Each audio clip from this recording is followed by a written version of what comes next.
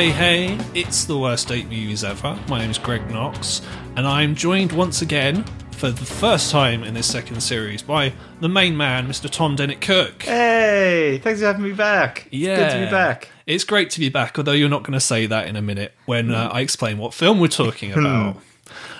So the film we're talking about today, I did kind of slightly preview this on the last show. It's one of the main kind of, when we're talking about bad date movies or controversial movies in the canon, and it's Salo, or The 120 Days of Sodom by Pier Paolo Pasolini. Yeah. Yes. Great little movie. A great date movie, as we're going to discuss. So, in case you are naive, let's say, this is normally where I give the warning about spoilers, where, yes, there will, in fact, be many, many spoilers on this show, as there are, in fact, on every show. I don't think I've done a single spoiler-free show yet. It'd be very difficult to do. Yes, it would. But for this one, there is going to be discussions of, let's say, a disturbing nature, and some people may find the content offensive. If that is likely to be you, then you know what to do. Definitely don't listen to this one at all. Yes. And the clue's in the name, 120 Days of Sodom. Yes. It's a very Sardian show Yeah. we're going to do on the show today. So, for those of you who don't know, so as I said, the film's directed by Pier Paolo Pasolini. So he is one of the main Italian art house directors of the 60s and 70s. Now, he's had a very interesting career, very varied. So he started off making kind of near-realist films, as was the style in Italy in the sort of late 50s, early 60s. He made film Acatoni and Mamma Roma, which are both really good films. I've seen those, so I do recommend those. And then he didn't want to make neorealist films anymore, and he started making more poetic films, the main one of which is The Gospel According to St. Matthew, which is literally the story of Jesus Christ, which sounds as if it would be really, really boring and really horrible, but it's actually not. Yeah. It's actually really good. It's actually very, very well done. And I would say it's probably his best film, in my opinion anyway, and many other people's opinions. And then he made what he calls, well, more difficult films. So he made a film called Theorem. When I say difficult, I don't necessarily mean the subject matter is difficult, but it's like he went out of his way to make deliberately obtuse, kind of very slow films. Good films. Like, he hasn't made a bad film as such, but yes, might not necessarily be the most difficult to get into on a first watch if you've never seen one of his films before. So as I said, Theorem, or Teorama, starring Terence Stamp, and a film called Pigsty, where certain suspicious things happen with pigs that I won't go into on the show, because God knows we've got enough disturbing content on the show as it is. Oh my God. And then in the 70s, he made what is 3 films which form what is his trilogy of life. So they are The Decameron, The Canterbury Tales, and Arabian Nights. So films based on existing source material that he took and he adapted in his own way. And they were, for him, more kind of accessible. And they were actually surprisingly successful at the Italian box office. I guess because they had a lot of nudity in. And people are into nudity. Yes, yeah. Exactly. Particularly Arabian Nights, I think. So that one definitely was a hit. Surprise hit at the Italian box office. However, what happened as a result of that is, because it was so successful and because he put all this...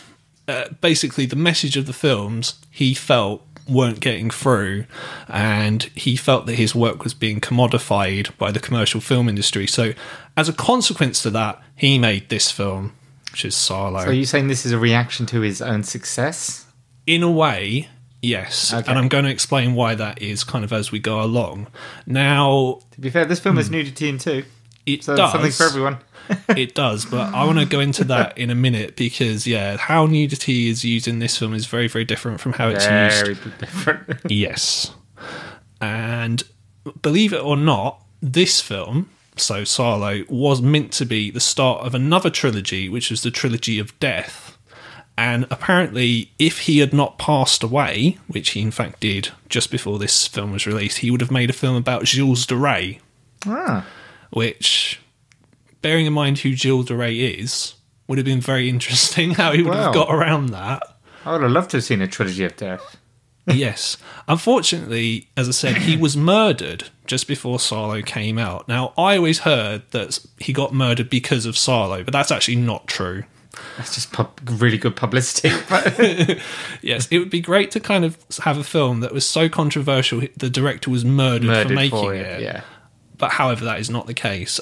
He was murdered because Pasolini is in fact communist, and he is believed to, although someone was charged for his murder, a few years ago it was said by the person who was charged that no, I didn't actually do it, I just said I did it because my family was being threatened and stuff like that, and it had very, very suspicious, possibly mafia related causes, let's put it that way. A juicy story. Because he's say communist leanings and stuff like that. But yes, so Silo so Silo the 120 Days of Sodom. It doesn't have any actors in it that anyone would know of, but the cinematographer is Tonino Delli-Colli, who is the cinematographer used mostly by Sergio Leone as well. So he did the cinematography for The Good, the Bad and the Ugly, Once Upon a Time in the West, and Once Upon a Time in America. Yeah, that's very cool. All great films. And the music is done by Ennio Morricone, who's done the music for about 1 million films. Yeah. In Italy. Good music in this. Yes. Very good music, actually. Although there isn't that much of it. It's not like a Giallo, for example. Yeah. But when it's applied well. Oh, yeah. Oh, yeah, definitely. So, as best as you can, Oh, man. what is the story of Silo? Well, it takes place towards the end of World War II in the, I guess you would call it, the puppet state of Salo, which is a little historical bit here. When Mussolini was overthrown and Italy changed sides to the Allies, the Nazis rescued Mussolini from Allied captivity, set him up in a puppet state in North Italy to kind of keep fascism going in Italy. And that's where this film is set, in the little town of Salo. Yep. So, I was going to say, so the events, not literally the events, but the circumstances as the film is set were real. True circumstances. True. There really was the Italian fascist state of Salo. I think in Italy, outside in world history, people have forgotten about it, but in Italy, the name Salo is kind of an infamous name, Right? Not because of the film necessarily, but because of just the fact that this was a horrible place. A lot of the actual war crimes in World War II happened in the last year and a half of the war. I think in terms of German lives, more Germans died in the last year and a half of the war than the rest of the war combined. In terms of concentration camp numbers kept going up as the war went on rather than going down. And in Italy, one of the reasons he chose to set it there was because just the levels of barbarism and stuff were just in those desperate moments towards the end of the war. That just kept getting worse and worse for the Italians.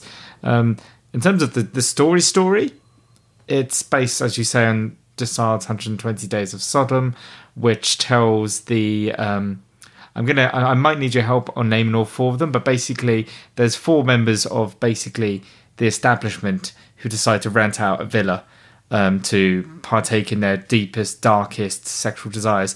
There's a representative of the church, Yes. representative of the law, so a judge, Yes. representative of the aristocracy, so a duke, Yeah. and I can't remember the last one. I think The it's just a president. politician. President. He's just the president. Yeah. So I think that covers all your four areas of Italian society, and they it starts off relatively simple levels of sadomasochism, and then things with each passing day. I don't know how much you want me to get. The shit literally hits the fan. There's Yes. a bit. Basically, that they've taken upon themselves, and if it's anything like the Dessau book, the short novel by Dessau, the point that these four guys have got together is basically they know that their regime is coming to an end. Yeah. And so they decide to have basically one final blowout Right.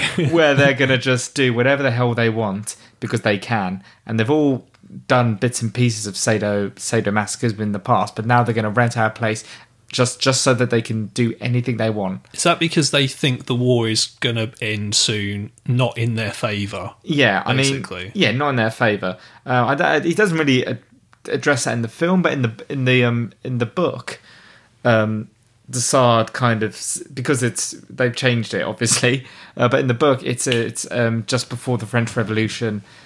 And they kind of know the gig's up. They know things can only push the people so far before their time's up. So that's why they do it, and that's why it lifts and gets plonked in the 20th century in fascist Italy so well. I think it's quite interesting, sort of, that this film came out when it did, because in Italy we'd had a couple of other films about kind of the end of World War II. Yeah. So we had The Damned by Visconti. Yeah, which is great. Yeah. I haven't seen it. I need to see it very, very soon.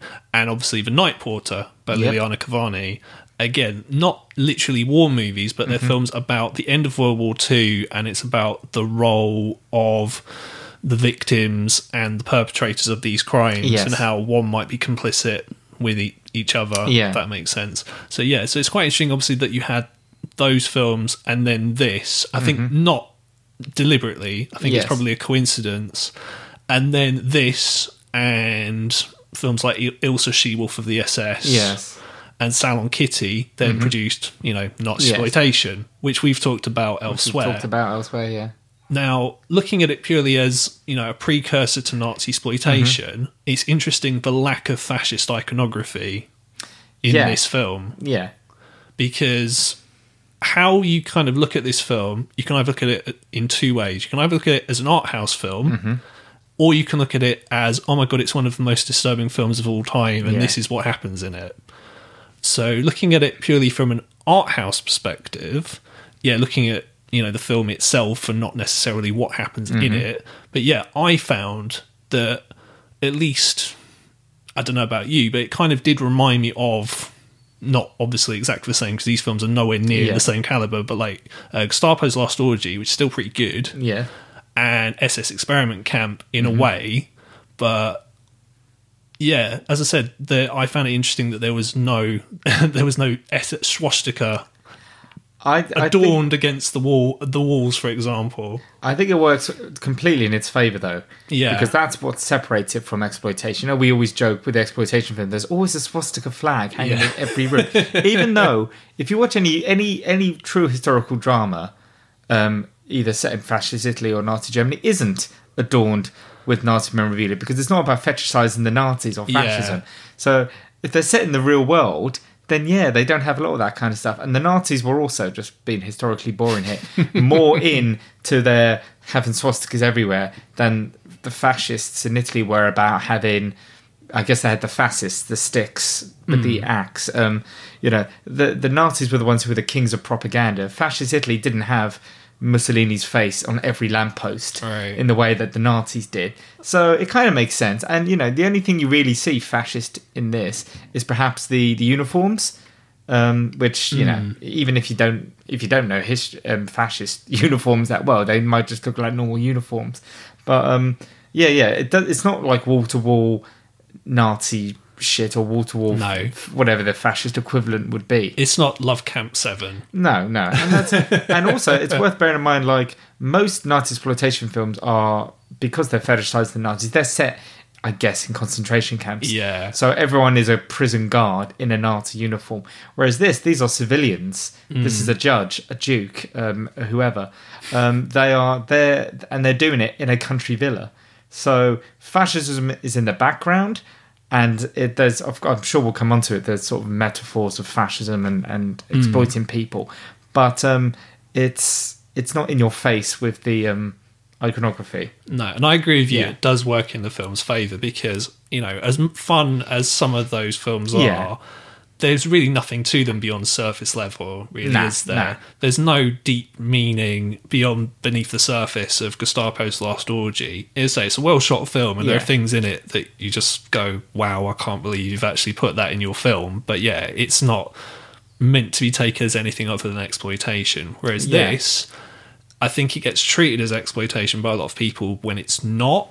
And Nah. if you go looking for an exploitation film, it's not going to be what you're expecting, which is why I think a lot of people don't like this film. It's like an art house film about exploitation because they're exploiting these people. Yeah. But it's not an exploitation film as such. In this little spectrum, if you will, at one end you will have, let's call it the Nazi exploitation spectrum. At one end you have Ilsa. Yeah. At the other end you have Night Porter. In the middle you have something like Saloon Kitty, which you could take as art house or exploitation. Yeah. That's probably more of a debate. This is on the side of Night Porter in terms of Yeah. being art house, but Deeply it's extreme serious. art house. Yeah. It's out there. It's daring, shocking Yeah. to this day. You would never get a film like this made today at No, all. and when they do try, like I remember when Serbian film came out and Human Centipede came out, people are like, these are the most shocking things. I'm like, this is messing around. This is like almost. This is child's play. This is child's play. I mean, you could say, oh, but Human Centipede, people get stitched together and shit in each other's mouths. I'm like, yeah, but this film is more effective. You walk away from this film feeling more shocked, even though you don't see as much graphic stuff as you might see in a Serbian film, a guy fucking a baby or something. It's almost like that is so extreme it becomes cartoonish because this is real world or feels more real world. When people are doing things, you do feel their pain and their humiliation a hell of a lot more. And people remember this film as being a lot more gratuitous than it actually is. It's more infamous than what's really. in there. That's what I tried to say before. The very first time I saw this film, I think I was expecting, Wall to wall. Ilsa meets fucking Serbian film. And I was like, wow, there's a lot of talking going on in this film. Nothing's really happening. Oh, someone's had some shit. Okay, right. And then someone gets his tongue cut out. Roll credits. This is kind of boring. But every time I watch it, I enjoy it more and more for what it is. Yeah. And I think if you know what to expect, Yeah. it's fine. Because what I would say, purely from it, I'm going to do the boring bits now. Sorry, everyone. Yeah. But like from a filmmaking perspective, like this film is so well put together for a number of reasons. So first of all, I really like the way that the film is shot. So there's a lot of long shots Yeah. in the film. There's a lot of stuff which is deliberately emotionally distancing from the characters. Because what I would say is this is a very cold film. Yeah. It's so cold. Like, the victims, you don't really get to know them at all. No. And in most films, you would say that as like, well, that's a bad thing. Clearly, we need Yeah. to get to know these characters. But I think for what Pasolini is trying to do, it actually works really well. Is completely in keeping with Desard. So Desardian historians have noted how in a lot of his works, Desard is like, once you strip away the sex and just get to the bare bones of it, he is obsessed with timetables and obsessed with routines and obsessed with rules. All his maniacs are always people who run societies and have laws and structures, and the victims are just there to serve a random purpose. people, yeah. And he gets that in the film. In the film, we spend ages being introduced to, the main characters signing contracts, marrying each other's daughters, selecting people, putting suggestions in boxes, a book of rules, Got a book naughty of, list. Yeah, a book of punishments, a book of rules. So it's really highly regimented. And the victims are not as important as the rules and regulations. That's what's at the heart of it, And what I found interesting is in a Nazi exploitation film, so let's take SS Experiment Camp for example, there would be a storyline between the prisoners where you would get to know a couple of them and they plot to escape. One would fall in love with a guard. Yes. And you know what? Even in this, I don't know whether you think it's going to go there, but one of the guards is having sex with one of the servants. Yeah. That's snuffed out. That could potentially be a storyline. It's hinted at near the beginning of the film, and then it happens, and then the guy gets shot. If you were to remake this film, they would make a big deal out of that couple. Yeah. And you would find out more about them and their motives. You don't get that in this because it's true sardinism. It's true coldness. Sardinism is about cold-heartedness rather than inflamed passions. Yeah, and you got the two female, I suppose, prisoners is kind of what they are, really. But in the credits, they're called victims. Yeah. Who are close, should we say. Yeah. And again, if this was a Nazi exploitation film, that would probably be more expanded than it is. I think literally all you're told about them is their names, and their names could be anything. Like literally, Yeah. because They're like yeah, Ilsa, Eva, whatever, Anna. They're just kind of interchangeable. yeah. And the only ones that really kind of stand out are there's the male victim who then doesn't get killed at the end because the Duke really likes him, Yeah. and so he gets spared. Mm-hmm. And then there's the one girl whose mum died and she cries a lot. Yeah.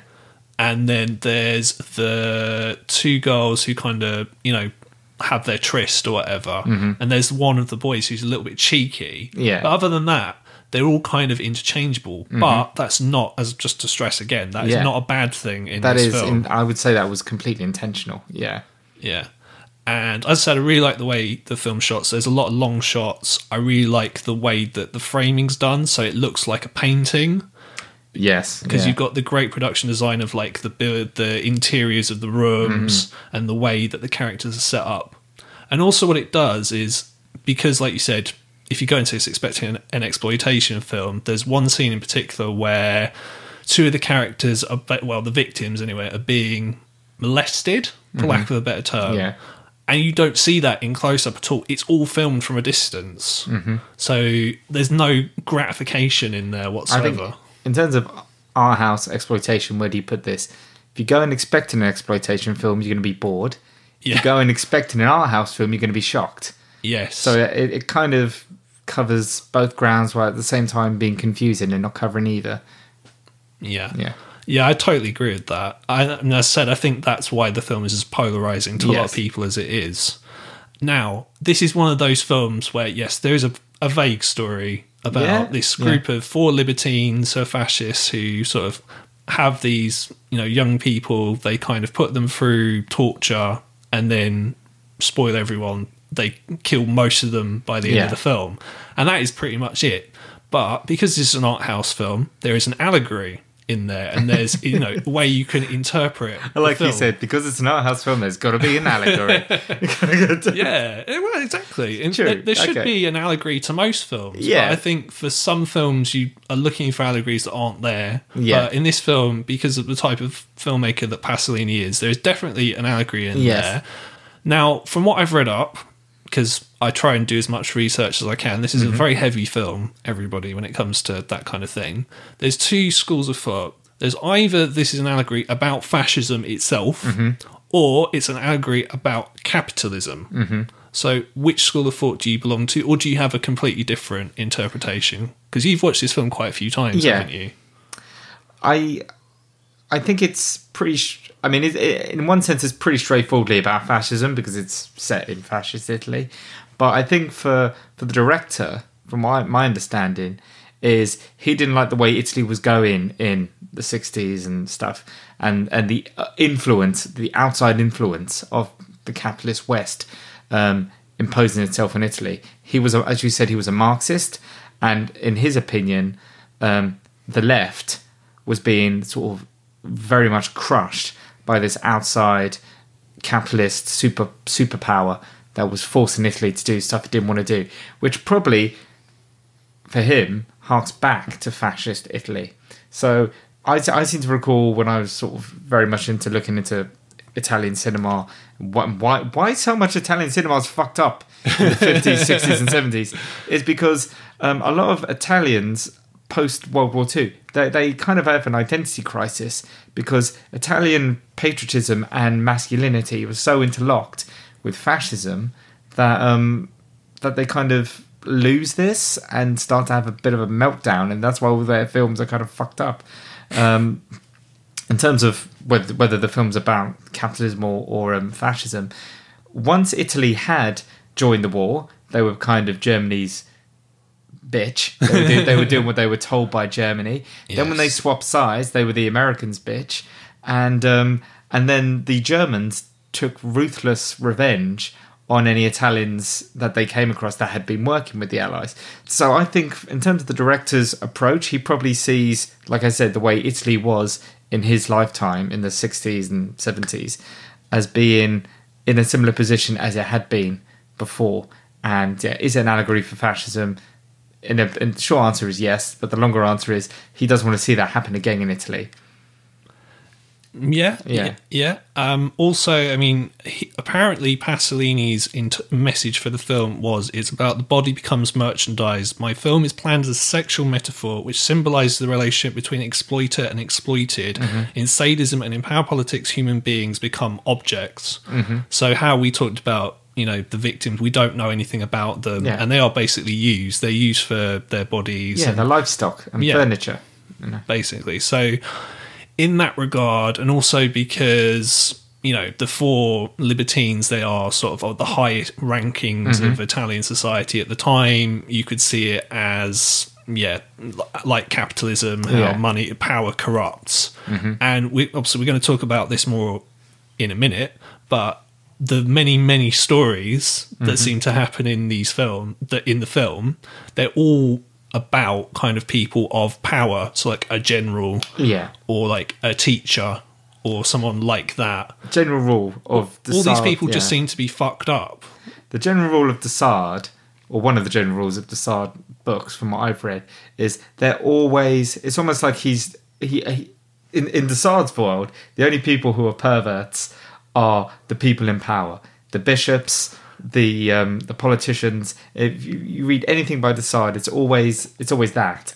And I guess the point is to say that your social betters aren't better than you, and that the people who are innocent need to wise up to the fact that the people above them are manipulating them and using them as livestock. So this always happens in de Sade. It's not unusual, and it comes across very much in the film. As you say, these are the people running Italy. Your social betters are not only worse than you, but will kill you. Just for shits and giggles, really. Just for fun, you know. Yeah, because at the end of the day, there is no reason really for them to do it. They're just doing it cause. Yeah. And the Book of Punishment is almost like, if nobody had committed any reason to be punished, they would have got punished anyway. It's the Book of Punishment is more of a game for them to just go, you know, an excuse to torture people some more. Yeah, I mean, even if you've never seen this before, I mean, in theory, you know kind of what's going to happen. Yeah. It's just getting there. And that's a good point, yeah. They just kind of prolong it as much as possible, just to, prolong the agony, as I said. Before I kind of move on to the next bit, you know way, way, way more about World War II than I do. Would things like this have happened at this time in Italy? Or Germany, for that matter? I don't know. I mean, I've certainly not heard of anything like this happening. I think this is an extreme fantasy. I don't want to say it wouldn't happen, because you do hear about cases of like people like Gacy who tortured boys in his basement. So would something like this have happened? I mean, it's a bit like, I don't want to compare this film to something as crap as Hostel, but it's the same. It's the same logic that it is very similar. What if the rich can just do what they want? What if they have a room or a house somewhere where they can just, you know, they have enough money to get away with it? You know, it's like the old snuff movie folklore. Like, you know, some people would say they've seen a snuff movie, but they can't tell you anything about it. Did this happen in World War II? There are no records that I'm aware of, other than, and this is where Nazi exploitation is more, I don't want to say realistic, but things that happen to people in concentration camps and the reputation of some guard. The Bitch of Belsen, she was notorious sadist. But we're talking about sadism in a very just brutal form, where people are just beating each other up. Whereas this is sadism raised to the level of, dare I say, Sardian. Yeah. Where it's more about, it's not just about beating people up, it's about getting under their skin. They want to break these people mentally.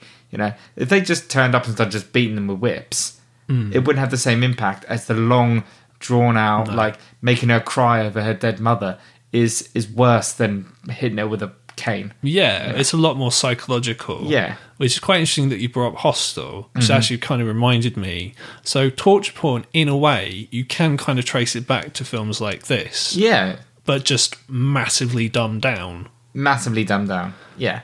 Because something like Hostel, it's just, you've got these innocent, although I find them really fucking annoying, people who are captured by rich people and tortured for their amusement, but literally physically tortured. Yeah.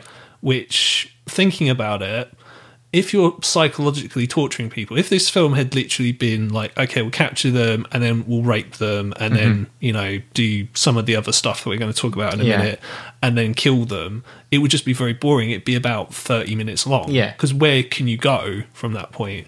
With Hostel, if you're like, poking someone's eye out, or I haven't seen Hostel for a very, really long time, but like, if you're like literally, cutting someone's limb off, where are you meant to go from there? I can imagine It's somebody very writing literal. somebody writing a really deep film studies essay. Oh, they have about Hostel and about how it's all about capitalism. Abu Ghraib. Everything you're talking about in terms of this film, they will apply to Hostel, but Hostel's not really about the same things that this film is about, really. Or if they are, it's I don't want to say dumbed down, but it is dumbed down. It's a much, much more dumbed down version. We've got Eli Roth versus Pier Paolo Pasolini. Come on now. Let's go. Yeah, it's Okay. So, may as well, so we talked about this from an art house perspective. We may as well talk about it from the exploitation perspective now, because I imagine that's probably why most of the people are here. Hey, everyone. Hey, hi everyone. So, the film is split into 4 sections, which is echoes of The Divine Comedy by Dante. So, you've got Anti-Inferno, The Circle of Manias, The Circle of Shit, very literal, which we're going to get to in a minute, and then The Circle of Blood. And I suppose, talked about many, many things on this show. Talked about vomiting, talked about golden showers, talked about the Nazis, all these different things. And now we can add coprophagia to the list. Greg's Circles of Hell. That's what you could call this podcast if you need to change the title, whatever. No, good. I'd put it, take it under advisement. But yes, so literally we have shit eating. Yep. So, where can we go from there? What is it about Italians and arses? That's a very good fucking question, because they do love arses. They fucking love arses. Like to a ridiculous level. Like, Tinto Brass must have watched this film and be like, I've got such a great idea on how to... More arses. Yeah. Just more arses. Make loads of films about arses. Jesus Christ. Yeah, Tinto Brass is a whole different level. I mean, I started watching Tinto Brass films not knowing that he was that into arses. And the first one, you're like, oh, he's love arses in this. And the next one, you're like, more arses. And then you're like, more and more arses. But yeah, there's definitely an Italian... I don't know. Fixation. I would love to know what it is about Italian culture, must be something. or Italian masculinity, or the Italian zeitgeist that makes them more about us. Because they do say different nationalities do have their things that, or I think in England, caning is supposed to be, or other nations see caning as a British vice, which is very interesting. Or Japan, they had that sort of squid porn. Yes. Like different nations or cultures do have their thing. In Italy, arses, they fucking love an arse. And this film is no exception. Not that there's anything wrong with arses, by the way. But yes. There's arses and then there's shit. Yes. Okay, you can I got no problem if you like a nice arse, but would you eat shit? I don't know. That's a different level to me. Yes. So just to contextualise this. Because this is making no sense. Sorry. We're just talking about arses. Arses and shit just for 2 minutes. Basically, in the film, what happens is, so the Libertines, they have their order and their structure. Yes. So they have these older women who come to what's called madams, I guess. The Hall of Orgies, which is a great name. I'm going to steal that. Basically, they then recount these stories, and the stories are all basically the same. They were very young, a lot of the cases underage. Yes. An older, gentleman of the establishment would come and see them. Yeah. And they would have a real weird sexual fetish, which normally involves being pissed on or shit on. Yeah. Or some other weird fetish which involves them being degraded in some way. And they would get their jollies without having actual sex with them, which is a key point. Yes. And then they would leave very satisfied. That's essentially every story that these women tell. It's called the Hall of Orgies. I don't think an orgy actually takes place in the Hall of Orgies. It should be the Hall of Stories. Which is quite interesting. I may as well bring this up now that you've mentioned it. This film, as you can probably imagine, got in a lot of trouble with the censors. Yes. And one of the things that was labelled against it is, well, this film is basically pornography. I strongly disagree with that. Yes. Because there is no way in a million years anyone could be titillated by this. I think. It's a tall order, isn't it? Yeah, because first of all, characters don't really have sex. No. Or if they do, you don't really see anything. And there's way more gay, well, homosexual, shall we say, sex. There's no, well, there's a little bit of kind of heterosexual sex in there as well, but any sex you do see is mostly homosexual, and it's not titillating in the slightest. It's designed to not be titillating. Yes. But what I find interesting is obviously the characters are meant to be sexually turned on. Yeah. So there must be people. I mean, there must be people out there who get their rocks off watching this. And maybe this will come up towards the end when we're talking about whether it's a good date movie or not. But in the right circumstances, this could be a good date movie, potentially. Possibly. If you like arses. Some people like arses. Some people like shit. You know, there are scat dating websites, Greg. I've been told. And By a friend, I'm sure. By a friend. And I don't know. I wouldn't put it past that there aren't people who maybe there's bits that they like a golden shower. Yeah, it's in there. Yeah. Yes. It's not designed to be sexy though. No, God no. You know. I mean, what happens in the film is it gets to a certain point in the story, and then one of the stories is basically about this older woman shitting and this guy getting off on it. And the president, who is, of the four, they're all fucking horrible characters, but he is the most horrible, I think. Just look at the guy, for starters. Is he the guy with the eye? Weird lazy eye? The weird lazy eye. He's my favourite character. He makes the shit jokes. He's brilliant. He is absolutely... He's always cracking jokes. He's always got a smile on his face. He's the one that I think suggests the party, the shit-eating party. Yes. He's the driving force of the movie. Oh, he is. Well, he's the president as well. He's the president, mate. He's the highest ranked as well. And he's the one, I think, with the most kind of perverse tendencies. Yes. Yeah, by far.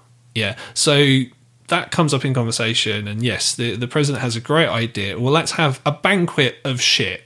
Yes. As you do. So essentially, the prisoners are not allowed to shit. Basically, they all have to do it at one time, and then they're all going to collect it, and they're all. Because you don't want the shit to go off. No, well, you need. It's got to be fresh. It has shit. to be enough to go round. It has to be fresh shit. Yes. So it's fragrant enough. And there's conversations, because this is the thing that I think would probably put a lot of people off. A lot of the really disturbing stuff is in what people say rather than what you actually see. And that's what I was trying to say before about the first time I saw it. I was like, oh, not a lot has physically happened. But the more you watch it and you actually pay attention to the stories and the details of the stories, and you're like, oh yeah, it's the stories are far worse than what you see. And it's pretty relentless as well. Yeah. Because there's no kind of character development. It is literally just one story. Yeah, it's a place after another. It's a place without time or consequences, apart from this weird sense of order and repeatedly telling stories. Yeah, and then like something crazy will happen, or crazy-ish, and then you just go back to another story, as if nothing's happened. No consequences, no sense of time. It's very discombobulating. Yeah, no, you're right. I mean, there is no sense, so you don't know how long they're there How for. long they've been there, what time is it, you know. What are they eating other than shit? Shit. Are they literally just eating shit the whole time? Or is it just a one-off, a delicacy? I interpret it as a one-off. Yeah, no, I agree. I think it was just a one-off as well, but yeah, God knows. And it does look very... Not real shit, everyone, first of all, before you get worried. Pink flamingos. No. Yeah. No, that's another Plus, thing. that'd be a lot of shit. Because there's literally like a trolley full of shit, isn't there? Yeah, there is a lot of shit being eaten in this film. How they did it, apparently, it was chocolate and flour and possibly orange mixed together to make it look like shit. But no. It's just like, wow. Can't believe we're talking about this. As I said, hey, it's a first for the show. We don't really get to talk about shit eating very often. I certainly wouldn't have been able to do this on Croydon Radio. Definitely not. That would have been... Tim and Trace would not have been I would try my best to get around it somehow. I don't know. Number two's feast. Number two's feast. I mean, hey, there's number ones and in there as well. So how important do you think the shit eating feast is to the film? Because it's probably the... I don't know if it's the centerpiece of the film, but it's certainly the bit that people remember it's hard to talk forget. about, Yeah, because the first... Well, you got Anti-Inferno, and then you got Circle of Manias, and the Circle of Manias... stuff happens. I'm Yeah. not going to downplay it, because it's not as if like nothing happens and then they Yeah. eat shit. Obviously there's a lot going on, but yeah, the most depraved part is that Yes. I don't think you could literally get any more depraved, No. apart from maybe vomiting on each other. But yeah, Things like, do snowball as the film goes on. So Yeah. you have the main years, which is some storytelling, and there's people being led around on dog leads, and there's people dressing up in women's clothing, and some of it's quite tame. Yeah. Really, you're like, oh, that was a good day. That was a good day. At least we didn't have to, well, we drink just piss led around today. on a today, dog leash. today we Yeah. just had to. Today we just had to go to a fake wedding. That was an easy day at Yeah. at this place. Yeah. Oh, another thing I forgot, and obviously, moving the subject away from coprophagia for a minute. Oh, you have to. Well, it's still about arses. Okay. In that section, there's the great scene where you've got the arse competition. The beauty contest, the arse beauty contest, which I just love. Yeah, it just goes to show the film is not just about people being tortured. Yeah. It's about degrading human beings. That whole sequence, like I said, if you're one of those people, in one sense that's a good day because you're not getting tortured, but in another sense, it's all just about humiliating the individuals involved. Yeah, in all kinds of different ways. Like say, they get shouted at, they get Yeah. molested. The more fucked up stuff seems to happen to their daughters, Yeah. because they are naked for most of the film. There's a lot of nudity in this film, Yeah. incidentally. Again, like people kind of confuse, oh my god, this is porn because there's lots of nudity. Because there's When- naked people, yeah. Yeah, which okay, yes, there is nudity, but that gets old, if you like, very very quickly. Yeah, that becomes tame very quickly. Yeah. Well, once things start being discussed, let alone Yeah. happening. Yeah, once you've got conversations about, what are basically underage girls kind of, turning on men to the point where they can Yeah. come all over them and stuff It doesn't like matter that. if you see a boob. Yeah. It really doesn't. Seeing 70s porn bush and, like, Yeah. boobs and penises, Mm. it doesn't really matter after a while. You just kind of get very, very desensitized to the whole thing. Lots of homosexual sex in there as well. Mm-hmm. Because, as I said, Pasolini was gay, but from what I've read up, Pasolini's interesting in the sense that he wasn't necessarily that active in sort of gay rights or Okay. anything like that. So some people, I don't necessarily agree with this, have sort of interpreted the film as, well, fascism because they're all sexually depraved and they like either just men or men and women. Yeah. Therefore, fascism and homosexuality are somehow seen as intertwined. I did not get that. But, the only reason, I would say that fascism is ultra heterosexual. And as these men are trying to be pervert in their mind, homosexuality is the opposite of what they would normally do. So I see the men enacting homosexual acts as a way of, in their mind, being more perverse. Not because they are naturally inclined to do that, but because they're in this place to do things that they would never do in the outside world. Yeah. Like I said, You it's know. like their last hurrah. Yeah. Like, The fact that the director's gay as well, I don't think the director, who is a known Marxist, would Yeah. want to associate his own sexuality with fascism. no, I can't imagine they would. But I say, what people are like. People like to, yeah. They'd like to interpret things. They like to have a new perspective on films. Yeah. He's also a communist. So he did throw a sly kind of communist salute in there. So you mentioned there was the guard who was secretly having an illicit affair with one of the servant girls, and then he gets caught. And before he gets shot, he makes the iconic kind of fist in the air, sort of communist salute. Which, so. Yeah, I get that. I get why that would be a big deal, and it's quite an iconic image. Yeah. I think. And lots and lots of depravity, and then you've got the circle of blood, which is where if you're waiting for all kinds of violent shit, you're hostile kind of Yeah. stuff. This is your little hostile bit, I guess. But you don't get it how you might expect it, and you Nope. don't get it full in the face in the way that you would in something Yep. like Hostel or Saw, where you've got the point of view of the various libertines sort of looking through binoculars At a great distance. at a great distance, and you can't hear what's going on. No.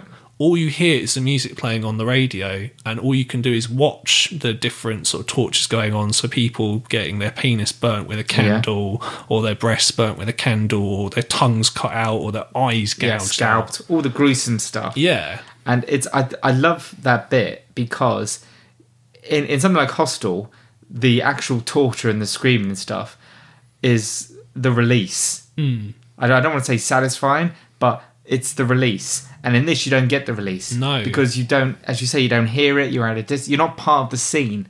You're just a spectator watching a spectator. Yeah, like you've talked before with me about how torture porn films, they're kind of like slasher films. Yeah. Where just the deaths are a bit different. So Yeah. instead of it being all this anticipation and a quick kill, it's a long, like in Saw, there's a long kind of prolonged agony. Yeah. And then there's the death, and the death is just, something that happens. Yeah.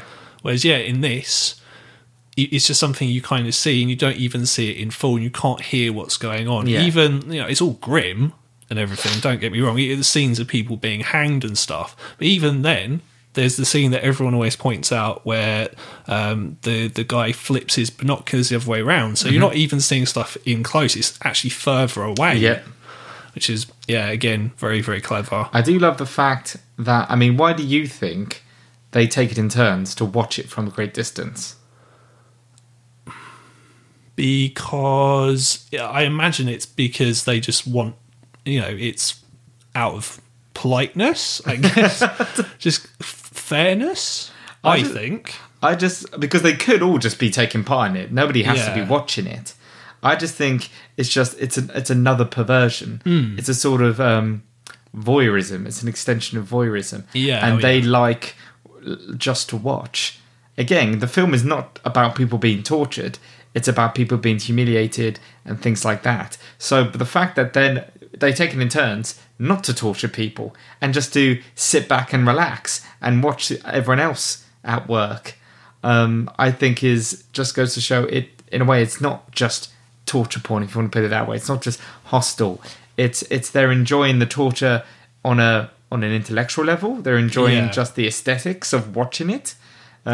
Also, I'm sure it's been said before that, you're watching torture. Yeah. He's just watching torture. How are you better than him? There's got to be something to be said for the audience there. Yeah, it's this idea of spectatorship. Yeah. So it's basically, you're right. So he, in the film, is watching people being tortured, and we are watching him watching other people being tortured. Yes, we are complicit in that as well. It's very clever. That's why I think it's like found footage. That's kind of one of the ideas of that as well, is that we're somehow complicit in it as well. Yeah. It's quite an interesting idea. But so much brutality, but it all happens at the end, and it's not that graphic. This is one of the things I would say about the film, just kind of sum up a little bit as we're getting towards the end, in that it's not sort of full-on explicit. A lot of it is, like we said, it's suggestion, or not even suggestion, it's we're told it, and then our imaginations will then start to run wild. Yes. Yeah, so so on the whole, I would recommend this. I think it's a good movie. It's obviously not recommend this, a fun movie No. at all. But like I said, the more you watch it, the more you appreciate the film. I wouldn't say the funner it gets, but it certainly becomes a more interesting watch each and every single time. No. You start thinking more and more each time you watch it. No, it's interesting to say that people will say, some people say it's boring, which is fair enough. I mean, that's their opinion and everything, but there is so much going on. No, like I said, the first time I watched it, I was not blown away because I was expecting Hostel. So if you were bored the first time, watch it again. Watch it again, knowing what to expect, and you will definitely enjoy it. Maybe not the word. You will definitely appreciate it more for what it is.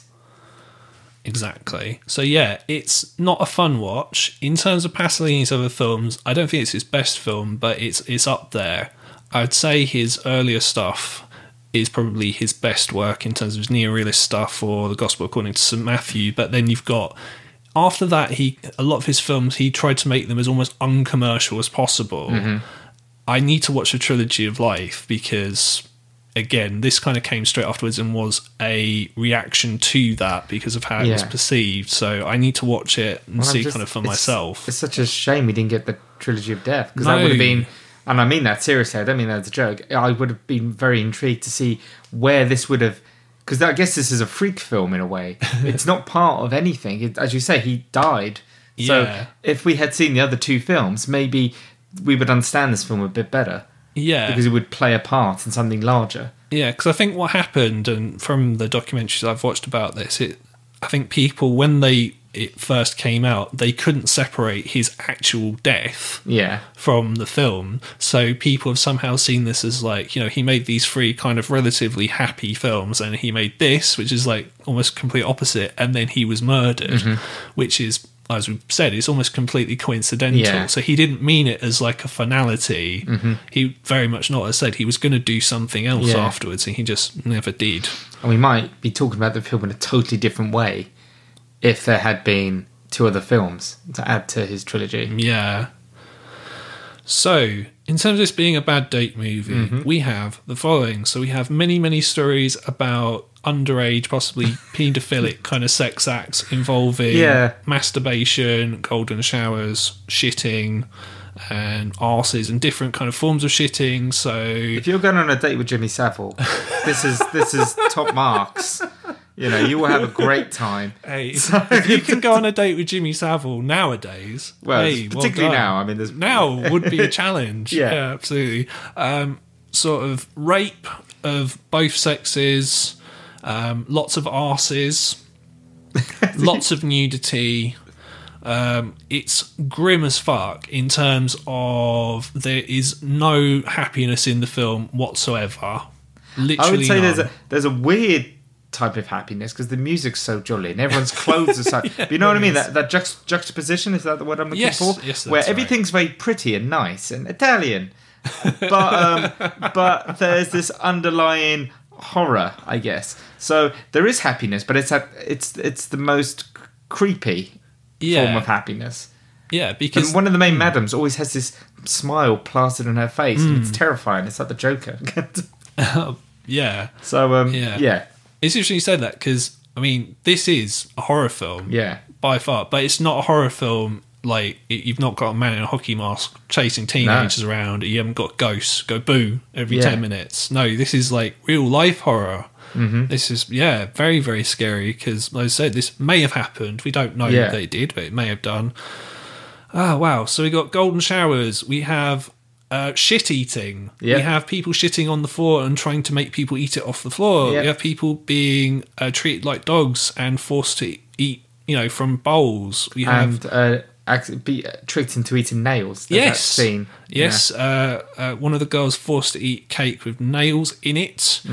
We have a conversation where one of the madams says, I just offhand and I killed my mum. Yeah. And then the Duke's like, yes, this was the right thing to do. Well done for doing this. There is a lot of people just before you finish do get Dessard confused. They think he's a man that doesn't believe in morality. Right. He's somebody that does believe in morality, but his version of morality is just your version topsy-turvy. So the characters in this had their own grasp of morality. So he's like, it's a good thing you killed your mum because your mum was holding you back. Yes. And they talk about things like this. They're like, anarchy is the same thing as fascism because it's unlimited power. And so they have a weird sense of morality. It's not just chaos. It's warped morality. Yeah, I'm sure in Dessard's head, it all made it all makes perfect sense. Yeah. Perfect sense. And then, yes, all the various kind of tortures that happened in the last sort of 10 minutes of the film that I already mentioned. I won't go over again. And it's got a very weird ending. So people the end is just so matter of fact. Yeah, if you're one of these people, Tom Cannon, if you're out there, basically who doesn't like films that end on an ambiguous note, then you're probably not gonna like this film if you weren't, already kind of, You probably loved up to that point. No, it was great. I just want to know what happened to everyone. Did they get arrested? That's a bloody good question because they say, those of you who have behaved, you'll come with us to Sarlo. Sarlo. It's only the name of the film. Yeah, yeah. You'll come with us to Sarlo. And I'm just like, so do they just go back to normal? Like, what happens now? Yeah, did they go back just to their everyday lives and just have to pretend that this didn't happen? Now, where have you been for the last week? You don't want to fucking know where I've been. Well, is it a week? As we said, we said we have no concept of time. Yeah. Yes. And it's weird because on this version that we watched, because in the older versions that I've seen, it wasn't this great quality. But you do hear sort of planes flying overhead at different points in the film as well. So this is literally... you get that sense of the Allies are coming, the party's coming to an end. And there's times where the drones of the engines, I wasn't sure whether they were necessarily going to be... The drones of the engines, or whether that was just sound that he's put in to create a sense of atmosphere. It's both, obviously. The drones get sort of either darker or deeper or louder when something... bad's about to happen. Yeah. So it's, bad shit's about to go bad down, shit's everyone. about to go down. So, I have a question. Well, actually, I have a few questions. The first one, I have a feeling I know the answer. Okay. So, Tom, is this a good date movie or a bad date movie? I would say it's about... What a question. About 2/3 bad date movie, right, for the average person. But I honestly think, and I'm not saying this to be like controversial or funny, I reckon it has the potential to be a good date movie. Right. I reckon it does. I guess it has a sort of not pornographic element to it, but it's got a underlying sexual element to it. You could be, if you were somebody who was like, I'm really into controversial, fuck you society movies, right. and you go on a date with somebody and she's like, hey, I'm into very controversial fuck you society movies, and you're trying to like outdo each other, So and who can be the most like fuck you society, and you both went to see this movie, you might have a great date movie. So if you're trying to woo someone who's an edgelord, what you're saying, an edgelord, they might... You might have a great time, even if you're just pretending. You might have a great time, but I think for most people, like I said, the two thirds, not great date movie. I think date movie. I want to say it's a great date movie just because I think it's a great movie, but under the circumstances of dating, no. Okay. Yes, this is without doubt a bad date movie. But how bad a date movie is it? So, what I'm going to do, before I ask you for the rating, Excellent. I have a slightly weird question, because it's good that you've been on previous shows. Yeah. Is this a worse date movie than something like The Beast in Heat? I would say yes, because this is a good movie. Beast in Heat, you can just kind of laugh off. Maybe have a good time taking the piss out of the movie. This, you can't really laugh this off. This is very... I know we've had a laugh doing this, but it's very much gallows humour. I think this would be a worse date movie than Beast in Heat. Even though Beast in Heat is more graphic and has, way sleazier. Yeah. For sure. But yeah, you're right. I think this is kind of like, what's the difference? What's a worse date movie between, I don't know, Martyrs and, let's say, Hostel, again, for the sake of arguing. Because Martyrs, I watched it, and by the end, I was just completely emotionally drained. Yes. Whereas Hostel, I was just annoyed. Yeah. Really. Maybe that's the key thing, emotionally drained. Yeah, because even though, like we say, it's a cold movie, yes, because of the way it's done, I think by the end, you could just feel harrowed. And it's one of these films, it's one of these films like I've talked about before, like, the worst aspect of a potential date movie is it really depressing or not?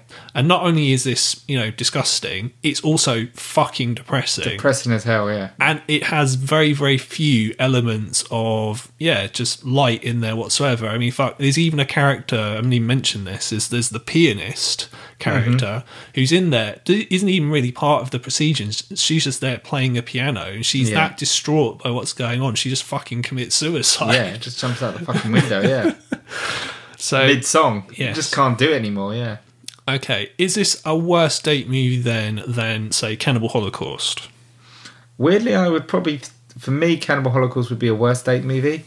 I can't quite explain why. I think Cannibal Holocaust... Animal cruelty, probably... Well, there's the animal cruelty, but even, like the scene that I hate and I hate because it's a good scene, where they... the forced abortion, they bury the baby inside. Because that's a long, drawn-out scene, it really... is emotionally draining, to use your phrase. Yeah. This has lots of harrowing small moments, I guess, in comparison to that.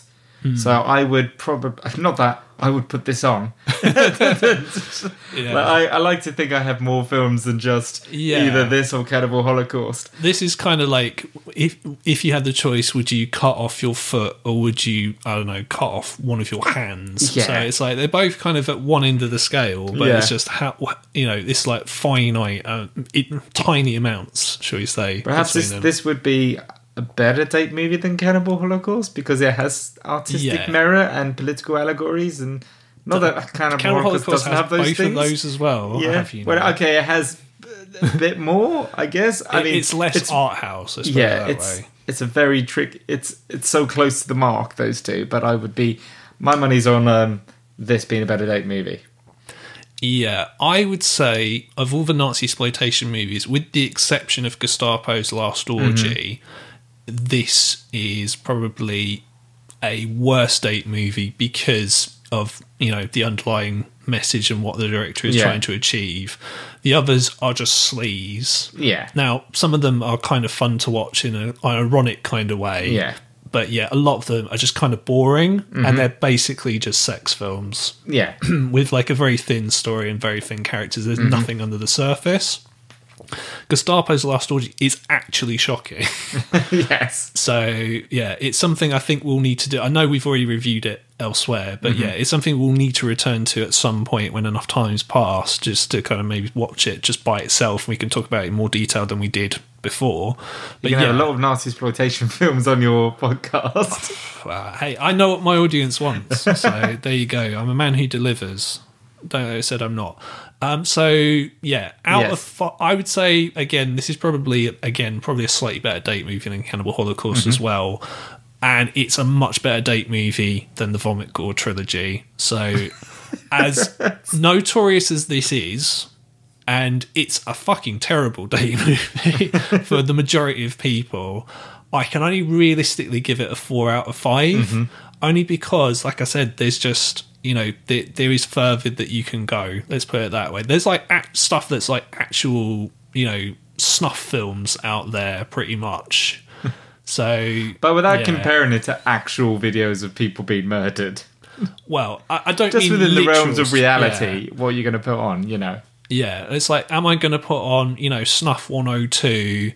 Or this. Yeah. No, I'm probably going to choose this because one, it's a much better movie, and two, I mean, there's stuff you can talk about afterwards. It's not literally just, well, I was going to say sadism, but from what we've talked about on this show, that term would be grossly misused. Yes. It's just torture for the sake of torture. There is no deeper meaning to it whatsoever. It's just empty. And just as a final note to end on, because you did mention it right near the start of the show, this is the film that I kind of compare the most to a Serbian film, because Salo is the film that was tagged with the brush of, okay, so the director wanted to, let's say, for example, he did want to make an allegory about fascism. That's not what I think the film is about, but let's say that's what his intention was. You've made this film where basically you've got people eating shit and getting pissed on and all this arse kind of stuff, all this stuff in there. So you've got all this stuff, and because of that, if you take the film literally as service level because of what happens in the film, and you don't think about the subtext at all, that's basically what you've done. Yep. But with a Serbian film, again, similar thing. It's like the director apparently, from what I understand, wanted to tell this story about, well, this is what life is like during, the Yugoslavia war and what's like growing up in that time. Yeah, and then, newborn porn, etc. I think that is, however sincere the director may have intended that, when you are including a scene of a man fucking a baby, even though it's clearly not a real baby, incidentally, I think all that kind of gets thrown out the window. And it's just, the last 30 minutes of that film is just ridiculous. Whereas with this, it doesn't get that explicit. No. So the message to me, although you might miss this if you're not used to watching films like this, it ain't gonna get lost, and that's my opinion. Cool. I'm not going to disagree with that. Okay, so you agree with me then? Yeah. Cool. All right, that was easy. Awesome. So, if you are interested in owning this like I do, and you do, Yeah, I think I've got the same version you've got. cool. So, I own the Region 2 BFI version, which is both Blu-ray and DVD, and it's got a fuckload of extras on there. It's really good. It looks great. You can say this makes the cinematography stand out. Very, very awesome version. And you may not be surprised to hear that if you live in Region 1, it's part of the Criterion collection. Cool. So, yes, Criterion have it. So, talking about, is it an art house, is it exploitation? You've got Criterion and the BFI. And the BFI. So there you the go. seal of approval. That tells you everything you need to know. So, I want to thank you, Tom Demick Cook, for joining me once again on the show. Thank you much. I love this show. This was a great one. Yeah, no, it was awesome. We will have to do this again at some point. Maybe do something a little bit less heavy, but we shall see. Everything's less heavy. Something with less arses. Yeah. Something about Tinto Brass. Unless it's Tinto Brass. Yeah. Caligula, we'll do that. Yeah. And more arses in it.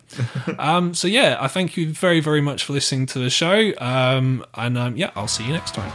Thank you for listening. You can follow me on Twitter and suggest movies for me to review at Worst Date Movies. And don't forget to click subscribe wherever you're listening to this right now to never miss any future episodes of Worst Date Movies ever.